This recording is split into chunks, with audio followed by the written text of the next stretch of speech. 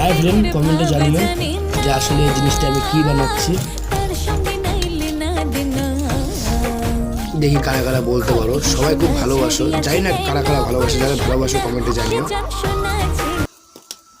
তোমরা হয়তো মনে করতেছো যে আচারটা বানাচ্ছি যেটা ফুচকায় দিই, কিন্তু না, আসলে কি বানানো হচ্ছে এটা কমেন্টে জানিও। এটা অনেক লোক চায়, অনেক লোকে ভালোবাসে, তাই এটা বানাচ্ছি। রবিবার থেকে এটাও পাবে।